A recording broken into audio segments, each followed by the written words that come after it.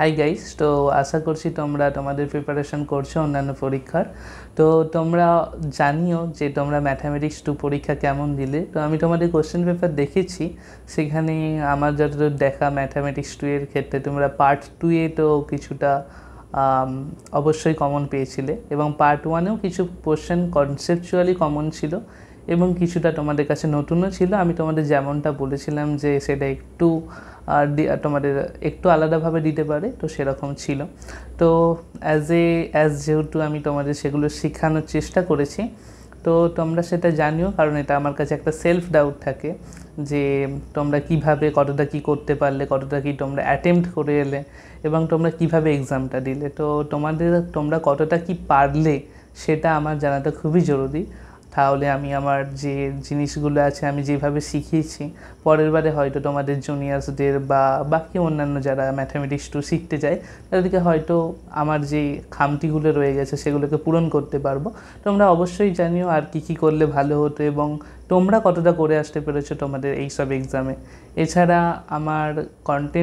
আমাদের কন্টেন্টে engineering mathematics 3ও আছে, যেটা তোমাদের হয়তো নেক্সট সেমে থাকবে, অনেক ডিপার্টমেন্টেরই থাকে। তো তোমরা সেটা পরে করবে, তার আগে তোমাদের বেঁচে থাকা যে এক্সামগুলো আছে সেই এক্সামগুলো ভালোভাবে দাও। তো তার জন্য খুবই ভালোভাবে প্রিপারেশান নাও। তোমরা প্রিভিয়াস ইয়ার কোশ্চেন দেখো, প্রিভিয়াস ইয়ার কোশ্চেন দেখলে কি হয় যে প্যাটার্নের কোশ্চেন হয়, যে রকমের কোশ্চেন হয় সেগুলো তোমাদের আইডিয়া হয় এবং সেখান থেকে তুমি বুঝতে পারবে যে কোন জিনিসগুলো ইম্পর্টেন্ট এবং বারবার রিপিট হচ্ছে, এবং সেই কোশ্চেনগুলোকে কখনো লিভ করে যাবে না।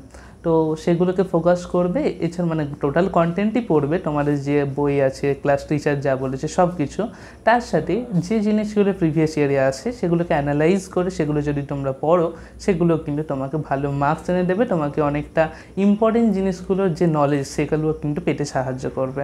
তো অ্যাজ এ টিচার প্রফেশনাল টিচারটা নয়, তবে তোমাদের যেটুকু বোঝানোর চেষ্টা করেছি তো সেটা তোমরা জানিও যে আমার তরফ থেকে আমি যেটা তোমাদের কন্টেন্টটা ডেলিভার করেছি তো সেটা পড়ে তোমাদের কেমন কি লেগেছে, বা তোমরা কতটা কি পরীক্ষায় পারলে, কিভাবে করলে, কতটা কি করতে পারলে, কতটা কি মার্কস স্কোর করার প্রবাবিলিটি তোমরা রাখছো, সেটা আমাকে অবশ্যই জানিও, কমেন্ট করে জানিও।